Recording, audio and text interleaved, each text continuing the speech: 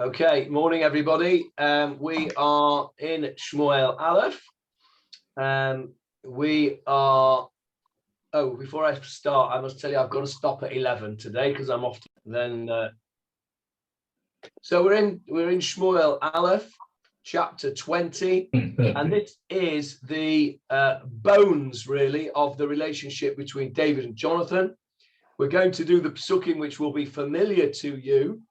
And we will actually be reading them in the Haftorah in 2 weeks' time, a week on Shabbat, Parashat Bamidbar. This will be the Haftorah, not because it is the Haftorah of Parashat Bamidbar, but because Parashat Bamidbar falls on Erev Rosh Chodesh. And of course, as you know, there is a special Haftorah for Machar Chodesh. When the next day is Rosh Chodesh, we have a special Haftorah. That is the case with the coming new moon, which is in 2 weeks' time. You probably noticed last night there was the most gorgeous full moon above Poleg. I don't know where else it was beautiful, but it was absolutely stunning last night. And that is, of course, because we're in the middle of the month. Another 2 weeks' time, we'll be at the end of the month, beginning of the new month. The Rosh Chodesh is a Sunday. 2 weeks today is Rosh Chodesh. So 2 weeks yesterday, the Haftorah will be Machar Chodesh. And that comes from this chapter, starting at verse what?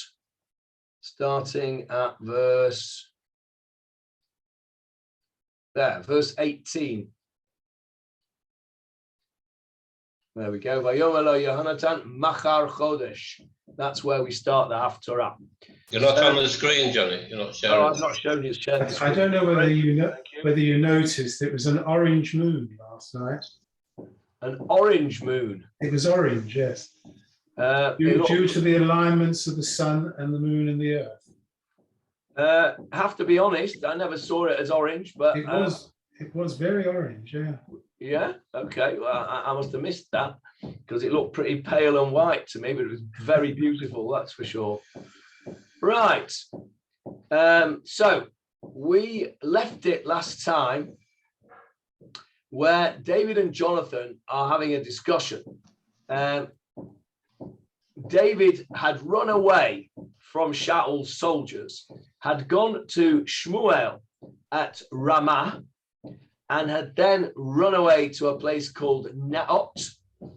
And then, if you remember, Shaul sent soldiers to get him. They all became prophets. And in the end, Shaul himself went to Naot, and he became a prophet there, whatever that means. And he was lying on the floor, either naked or at best in his Unterhosen. So he was, this was Shaul, and it's a bit difficult to connect the end of that chapter. Let's just go back and look at the last couple of words of that.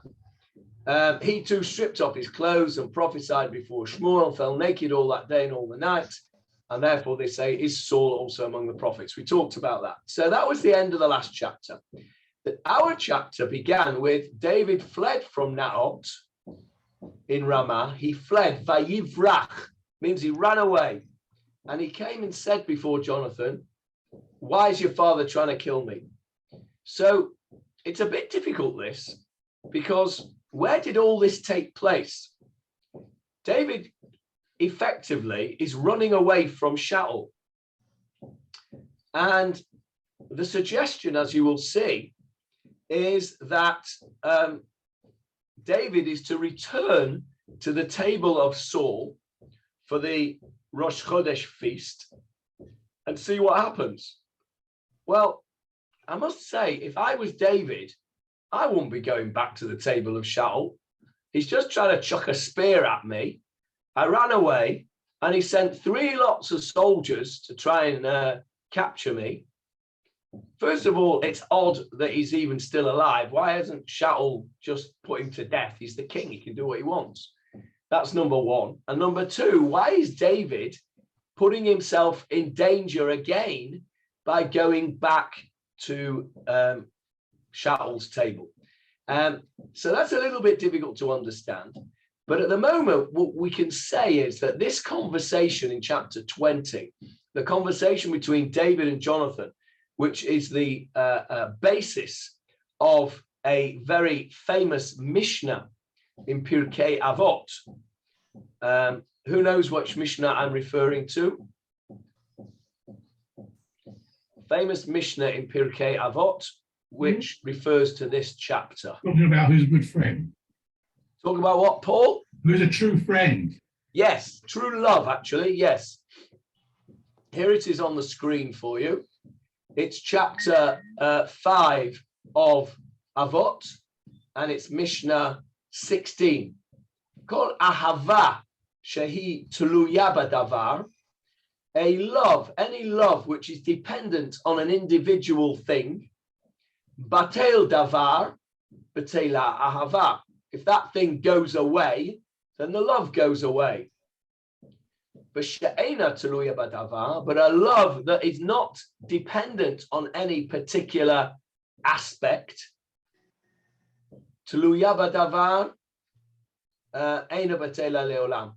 It's never ever going to end. That love, which is an unconditional love, never ends. And then he gives examples. The Mishnah says,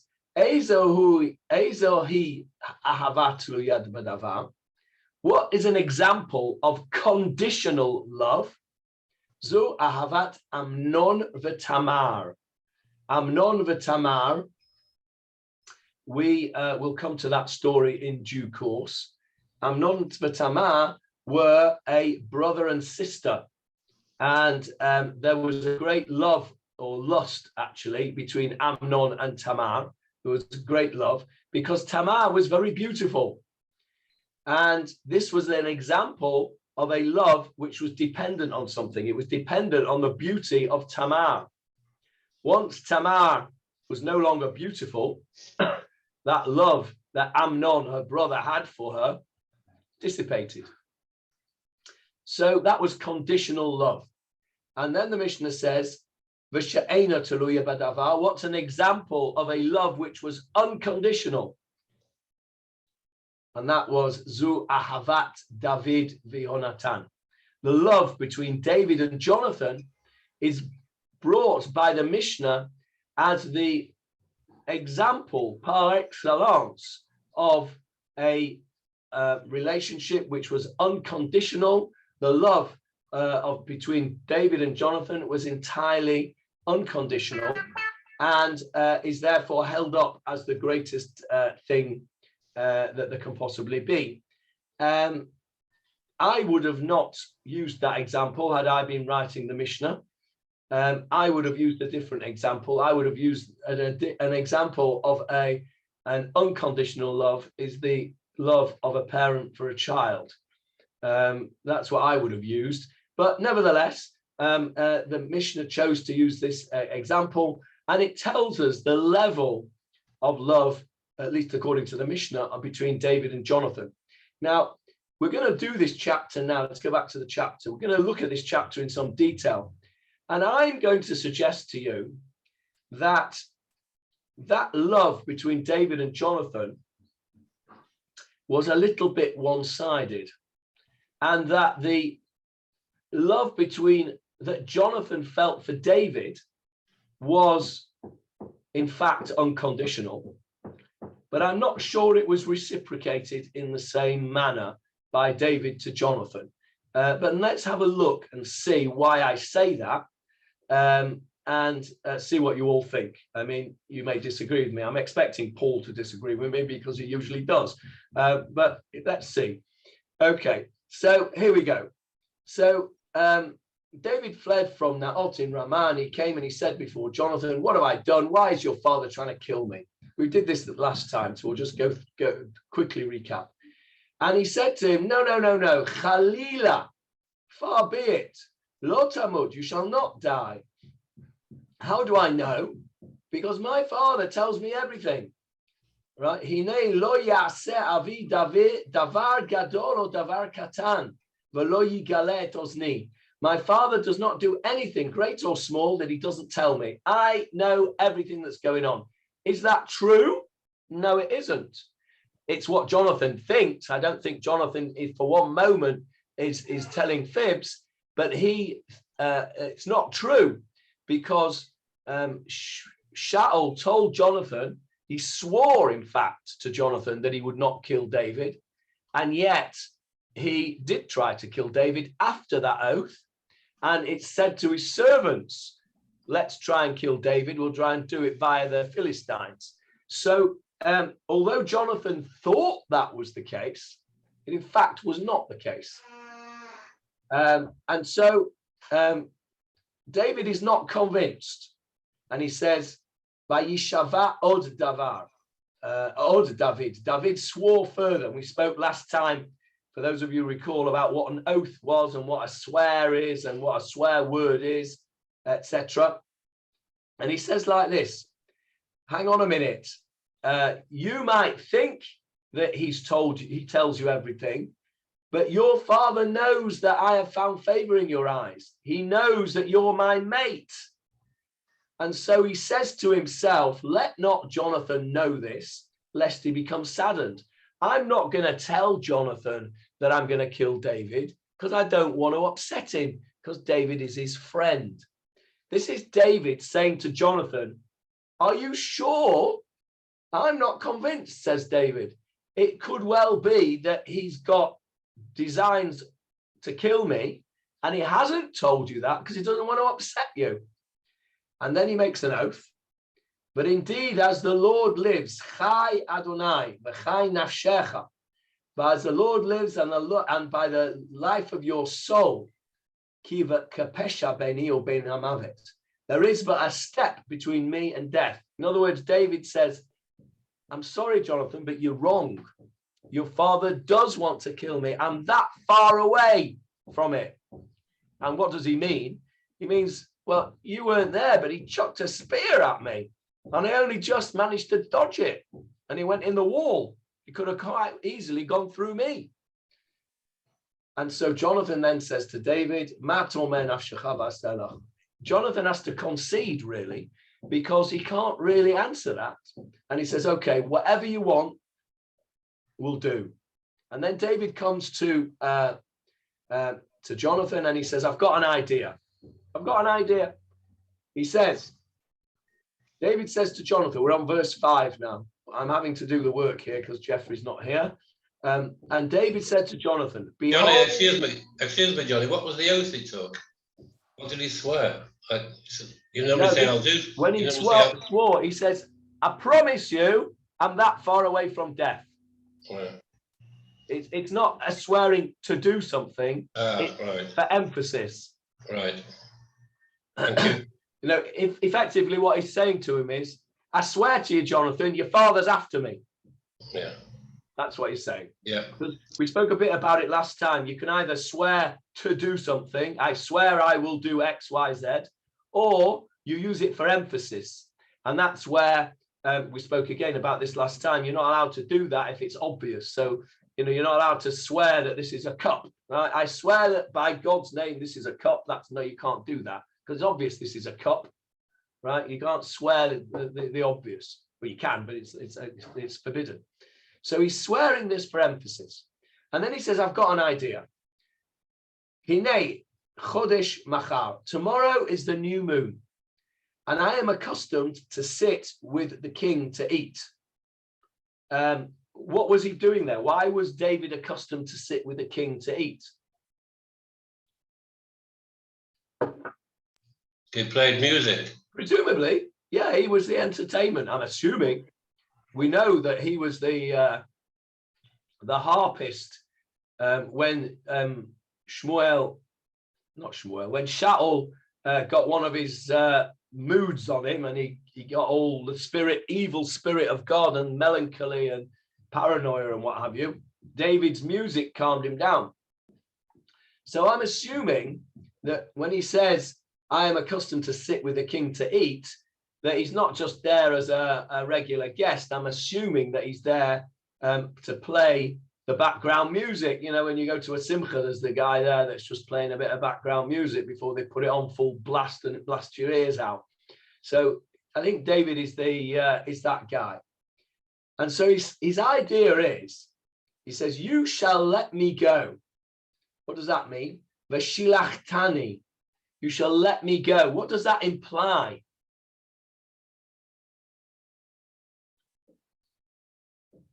Yes, Anita?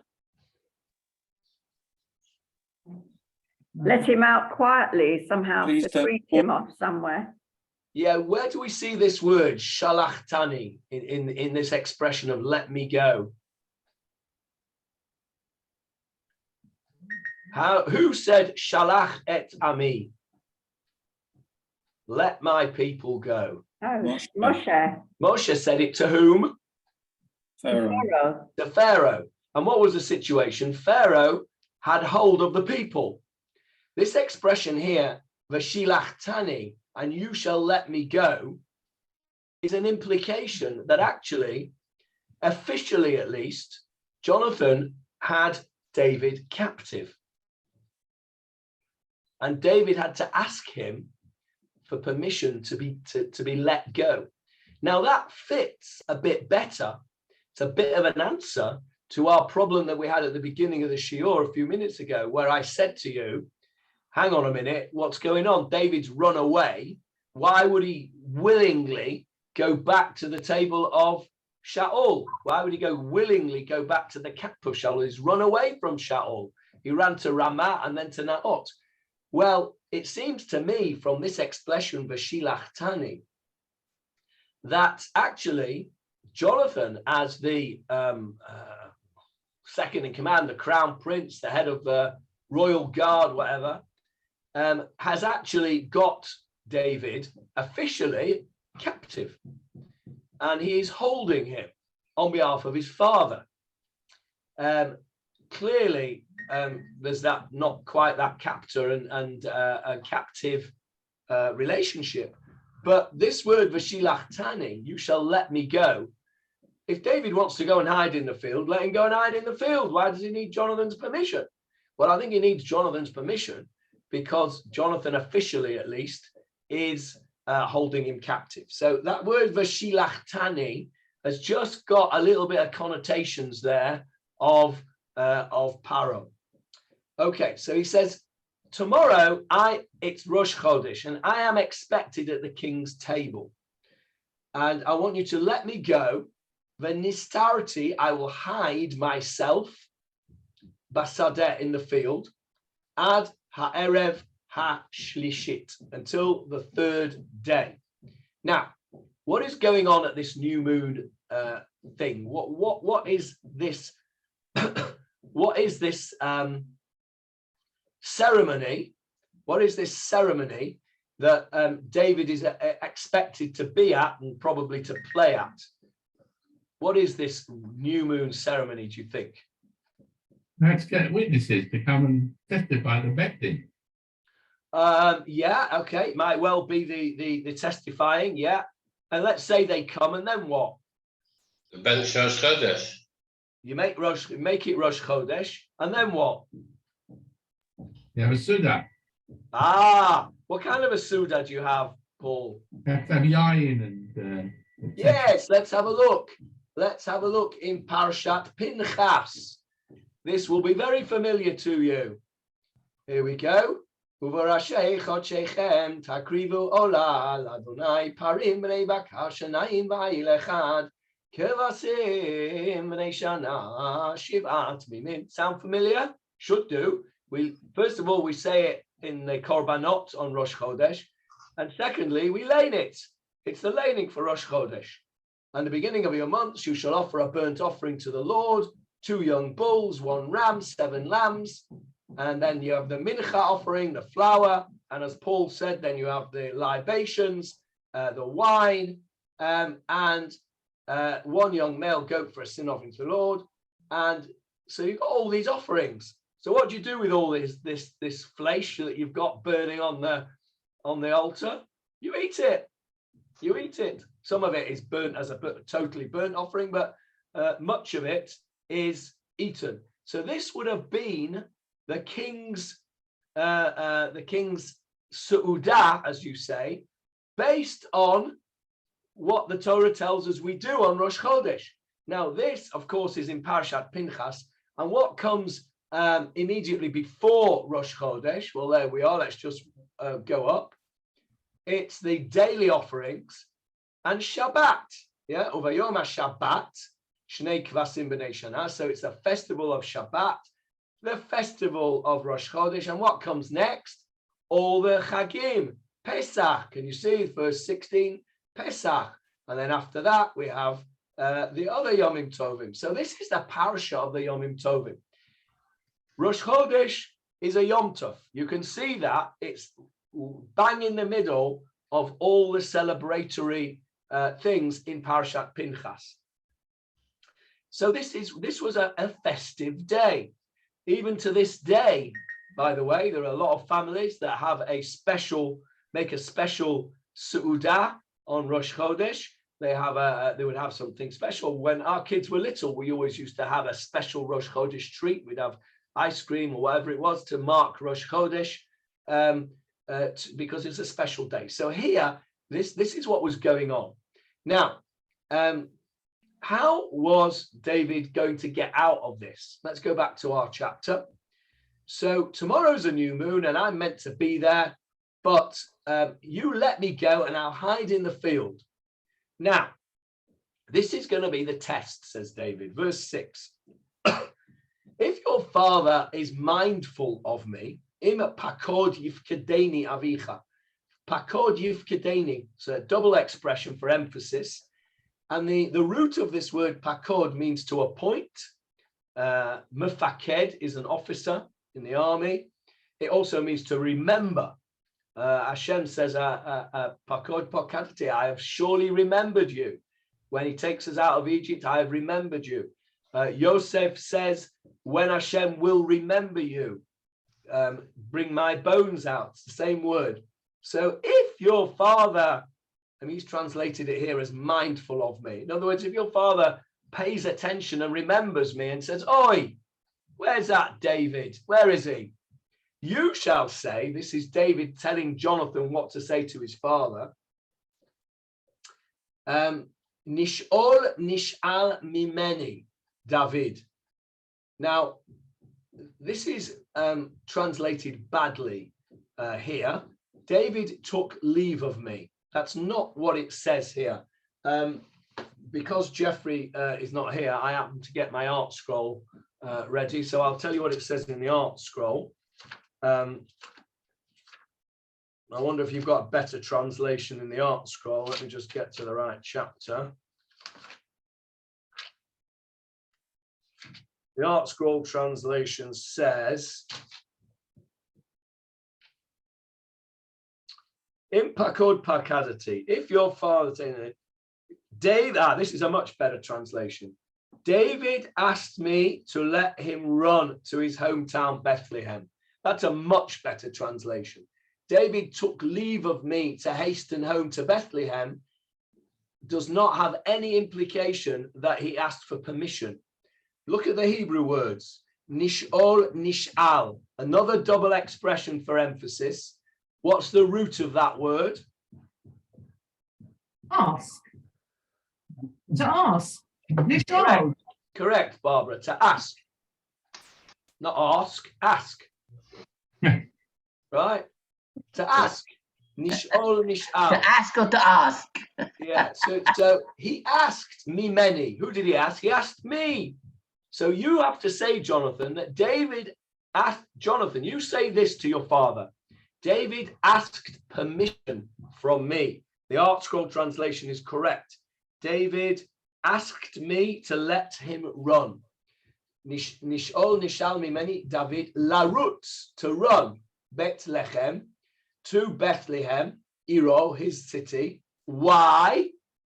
Ki zevach hayamim sham l'chol hamishpacha. Because it is the yearly sacrifice there for the whole family.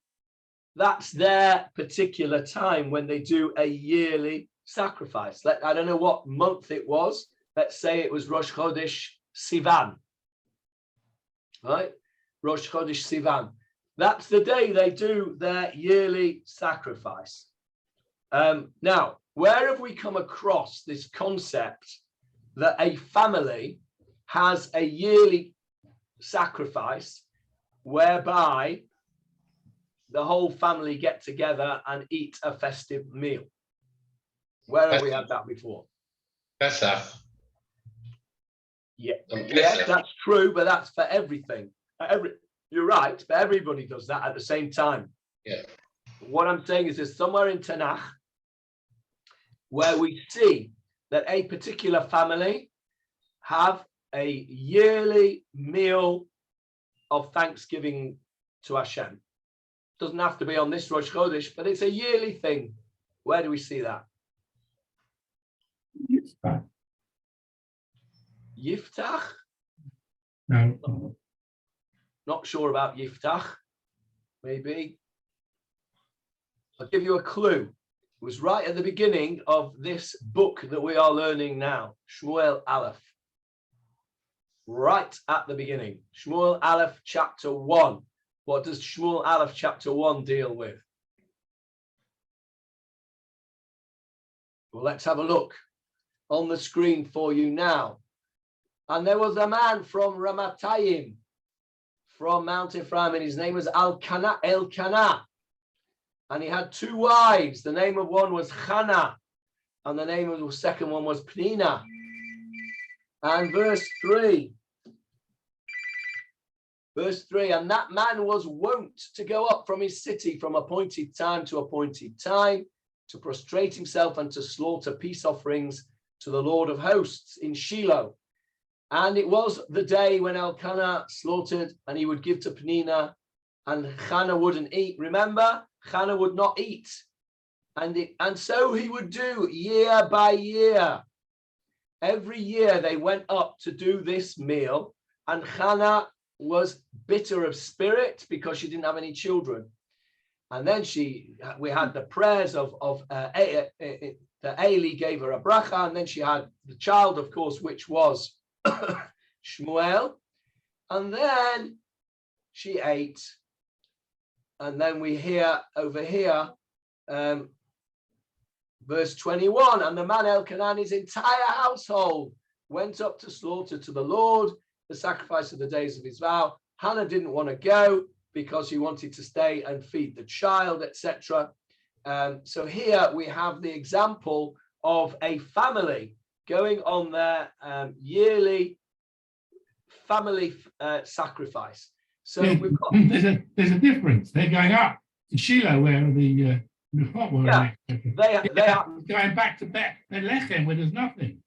No, he's going to Bethlehem, and maybe they were going to Shiloh from there. But but you're right. I mean, he went to Shiloh for it. But remember, he might have gone to Shiloh because Shmuel was what? He was a Levi, wasn't he? So David, of course, is not. But anyway, the point I'm making is that here's we've got a precedent for the family meal, and so now we're back on our chapter now. So it's not that weird. It's not that weird. 1 second, David. I'll just come back to you in a sec. It's not that weird that David would say to Jonathan, "Tell your father I've gone to the family meal," and that's what he tells him to do. Yes, David.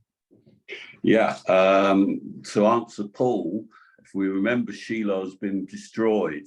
And now that Shiloh's destroyed, Bamot were permitted again.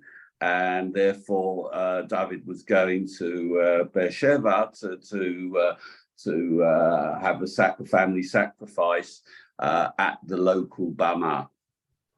Good one. Interesting point made here as well.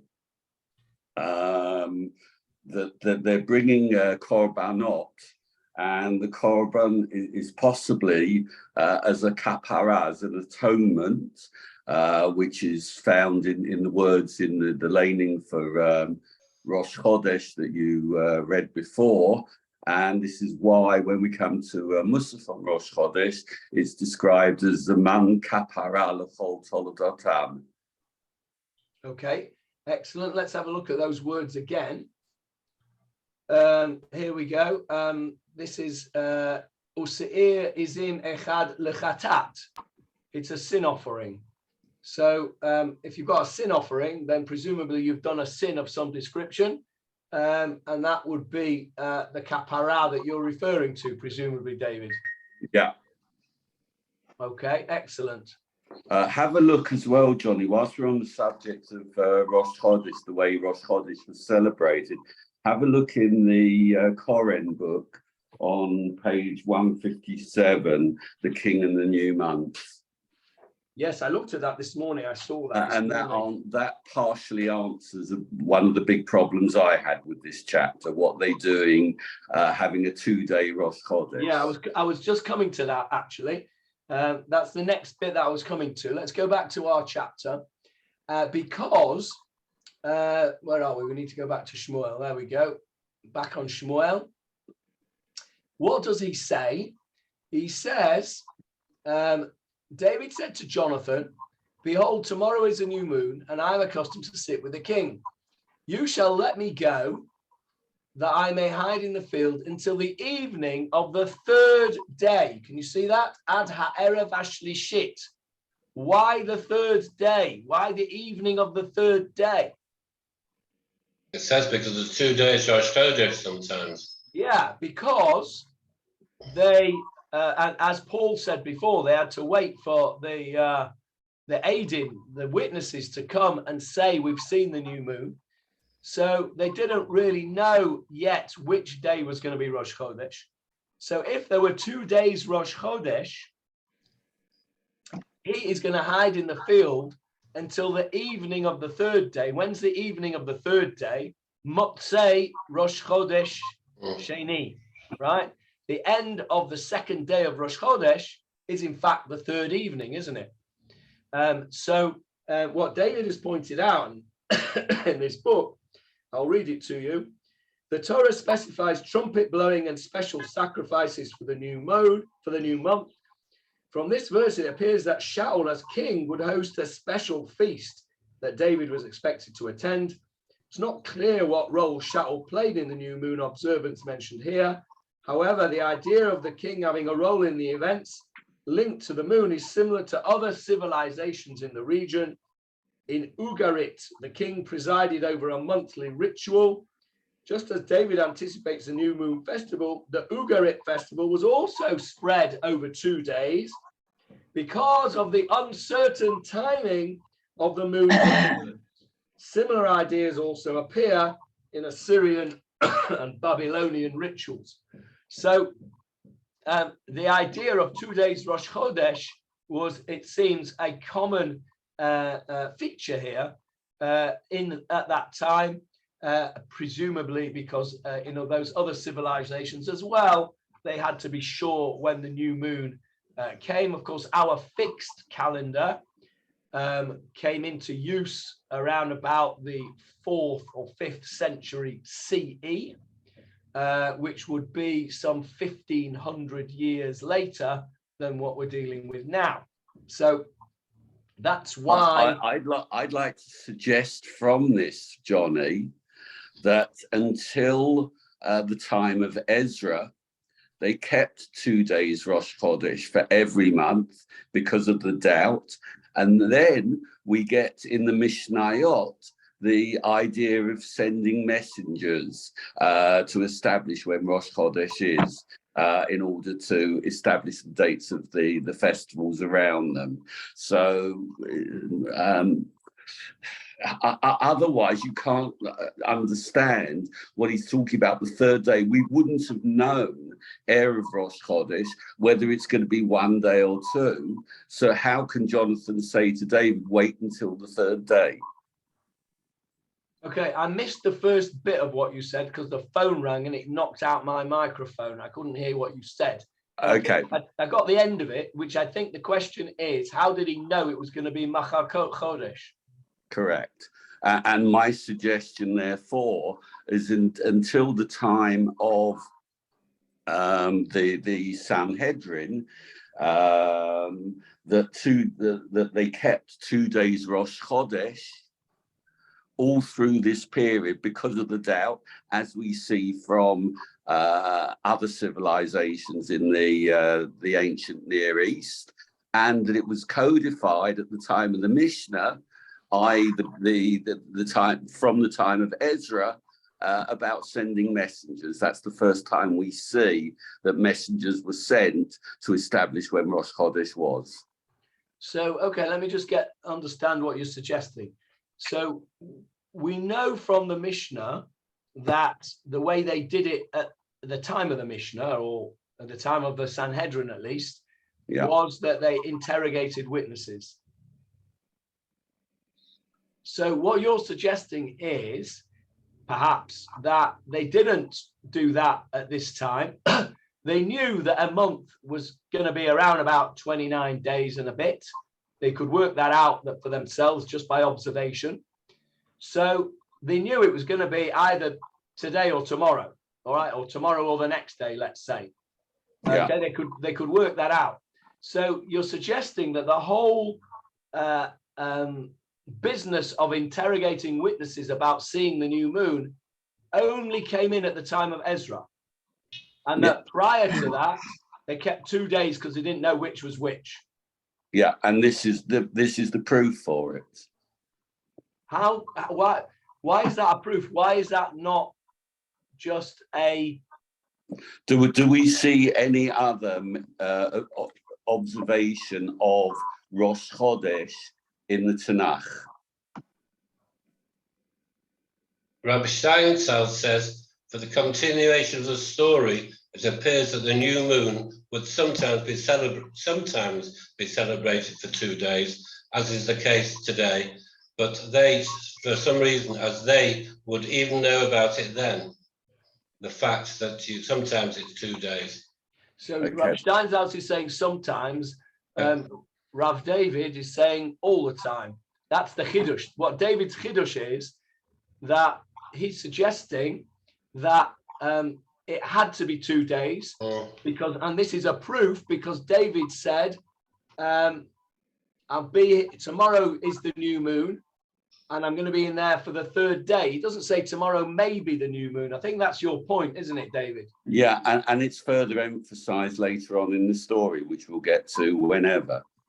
Yeah, very interesting. That very, very interesting. I wonder how we can investigate that theory.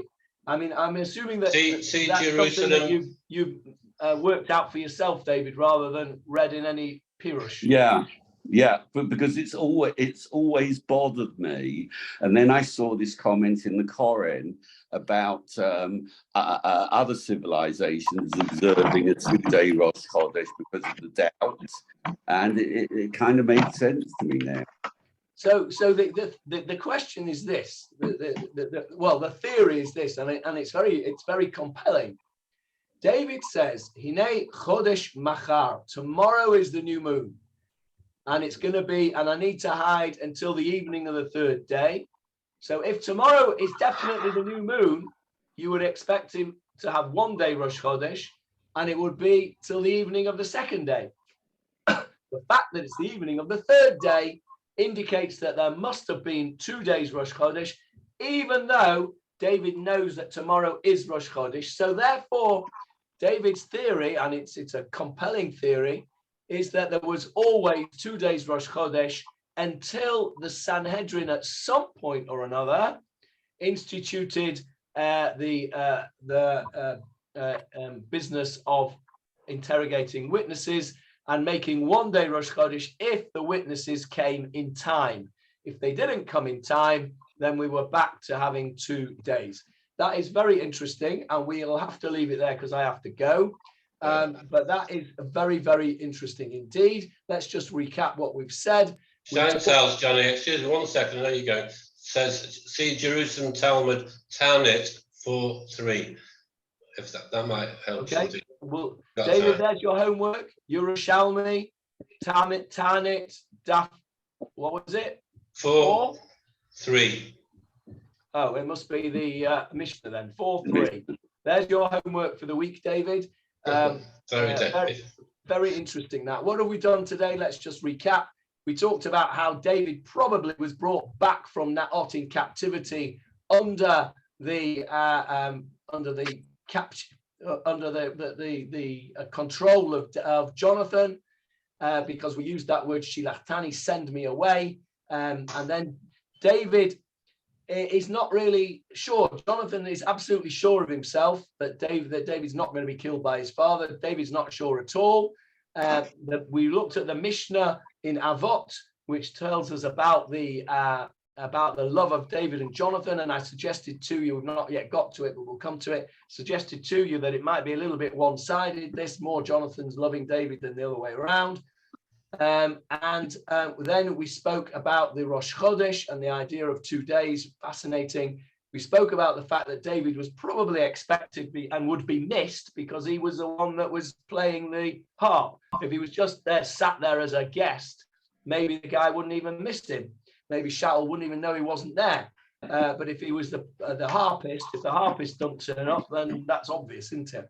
And so we'll see next time this conversation between David and Jonathan goes on, and it ends with, we'll see in a week or two probably, it ends with an oath between David and Jonathan. But as I said to you, I think you'll see that it turns out to be a little bit more one-sided than at first glance. Okay. Johnny, just 10 seconds. The use of the word shilachtani again